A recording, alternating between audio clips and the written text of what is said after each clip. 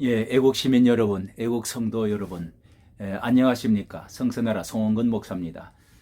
오늘은 전강훈 목사님의 석방 후 사태를 예견한다 하는 그런 제목입니다. 우리가 110석 대 180석에 이렇게 패배를 당하고 나서 마침내 선거가 끝나고 그러고 나서 이제 정강훈 목사님을 추록을 이렇게 시켜서 내놓았습니다. 이렇게 아무리 국민이 어리석고 또 냄비건성이 있고 이 선거를 압승을 해가지고 이겼다고 할지라도 다수가 되어졌다고 할지라도 앞으로 이제 우리의 그 강화문의 우파의 강성은 더 날카로워지고 더 굳게 뭉치고 앞으로 어떻게 되어질 것이냐 이런 그 예견은 어떤 면에서는 전화위복이 되어질 것이라고 생각을 합니다. 저는 뭐라고 해도 이 기독교로 대표되는 이 정강훈 목사님과 이 좌파 정권과의 이 대립적인 구도가 더 강화가 되어질 것이고 또 언젠가는 선이 악을 이기며 하나님의 역사하실 날이 멀지 않았다는 생각도 저는 합니다. 그들은 선거 전에도 이 선거를 앞두고 감옥에 2번이나 감금을 시키고 수갑을 채운 적이 있지요. 그 제목이라고 하는 것이 아는 사람은 다 아는 것입니다. 그것은 바로 3.1절 그 대국민 대집회를 앞두고 한편에서는 이 정권이 속내로는 이 겁을 먹은 적이 있었죠. 그리고 가장 큰 이 문정권의 장애물로 여겨졌던 이 선거를 앞두고 닥쳐오니까 감옥에 드디어 넣었다는 것, 이 감금을 시켜버렸다는 것 우리가 아는 사람은 압니다. 2번이나 그렇게 수갑을 채워 억류했습니다. 그 제목이라는 것도 또 그렇습니다. 제목이라는 것을 선거법을 위반했다. 이것이 주된 것인데 선거를 5개월 전에 작년 12월 달이죠. 야당의 그 황교안을 중심으로 야당 중심으로 뭉쳐야 된다.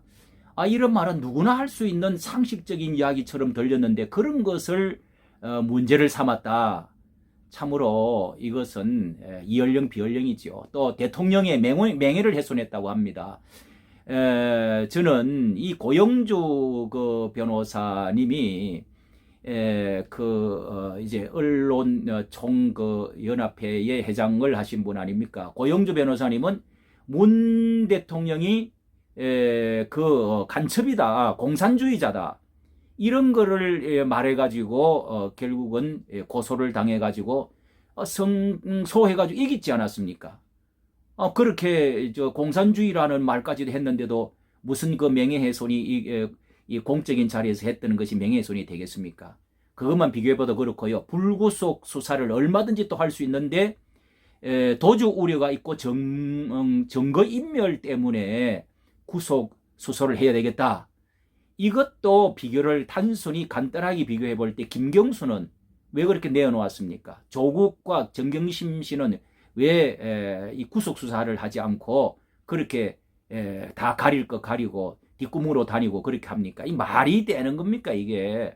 또 선거를 다 치르고 압승했다고 해가지고 무슨 조건을 붙여서 그렇게 해서 추록을 시켰습니다. 그러나 이 부정과 거짓 국민이 다 알고 하나님이 아십니다. 사필기정은 반드시 돌아오게 되어져 있습니다. 더욱이 더 날카롭게 분명한 것은 더 날카롭게 선과 악 그리고 자와 우 그리고 거짓과 진실이 딱 나누어져 더 선명하게 나누어졌다는 것입니다. 더 문재인과 전광훈과의 앞으로 이 투쟁으로 이렇게 나누어질 것입니다. 더 핍박을 하겠지만은 이제는 더 이상 어떤 상황에 가면은 손댈 수 없는 그런 상태에 저는 가리라고 생각을 합니다. 이렇게 성경에서 저는 분명하고 선명한 그 내용을 저는 이렇게 묵상하는 가운데 이런 감동이 왔습니다. 성경에서 보면은 이스라엘 나라의 이 왕들이 40여 명의 남북의 그 왕들이 있었는데요. 그 중에서 사울 1대 왕, 사울 왕과 2대 왕, 다윗이라고 하는 왕이 나옵니다. 아주 대조적으로 전체의 이스라엘 민족의 왕들의 어떤 표준, 선과 악, 하나님의 사람과 육신의 사람, 그리고 전 세계의 모든 정치에 하나님이 어떤 두 모델을 세워놓은 것을 우리가 보게 되는데요. 이 일대왕 사울은 하나님을 믿는다고 했지만은 그는 육신의 사람이었습니다. 육신 중심의 권력 중심을 추구하고 또 세상의 그 힘과 권력 이런 것들을 추구하는 왕의 대표자입니다. 그래서 그는 이 다윗이 소년 다윗이 이제 올라오는 것을 그 이제 사위로 삼았고 또 그러면서 나라의 구국 공신이었던 골리앗을 죽이고 원수를 죽이고 올라왔던 그 다윗을 시기 질투가 일어나가지고 결국은 죽이려고 했습니다. 사위임에도 죽이려고 창을 2번이나 집어 던져가지고 벽에다가 꽂으려고 했던 몰래 그런 일을 했죠. 그러고 나서 이제 마귀가 그 속에 들어와가지고 그는 또 이렇게 네가 정말 내 딸을 줄 테니까 적군에 가가지고 블레셋이라는 강력한 그 적군에 가가지고 200명의 그 양피를 베어와라. 사람을 죽이고 오라. 이렇게 이제 현상금을 걸었죠. 그렇게 해서 그 사람이 또 갔다 와서 성공을 하고 왔죠. 그리고 또 세 번째는 사람을 보내가지고 결국은 침대에 도망가 있는 이 다윗을 침대에 보따리를 그냥 싸듯이 싸가지고 오가지고 그냥 그대로 들고 오라고. 그러니까 군대를 보내갖고 그런 적도 있었습니다. 그런데 이제 그 딸이 이제 그 사울 왕의 딸이 그걸 알려줘가지고 결국은 도망을 가서 살아났죠. 뿐만 아니라 군사를 수천 명을 풀어가지고 결국은 이를 잡듯이 현상을 붙이고 직접 나서서 잡으러 다녔습니다. 이 다윗을 죽이려고 수색하러 다녔다 이 말이죠. 그리고 뿐만 아니라 현상금을 걸어서 결국은 체포령을 내리고 사전 보고하지 않는 사람들은 다 다윗의 편이다. 뭐 이렇게 해가지고 많은 이렇게 주위의 종들을 죽이고 정적을 막 살해를 하는 이런 끔찍한 일. 그래서 온 민족 사람들이 결국 마음이 점점 돌아섰다는 것입니다. 저는 이 종북주의, 종중으로 중국으로 또 공산주의로 방향을 틀어서 질주해 나가는 이 지금 정권이 모든 거짓의 위에 점점 서 있는 이런 행위가 문정권의 행위는 저는 반드시 지금 사울의 그 모양으로 그 길로 지금 가고 있다고 저는 생각합니다. 그 결과 사울은 어떻게 되었습니까?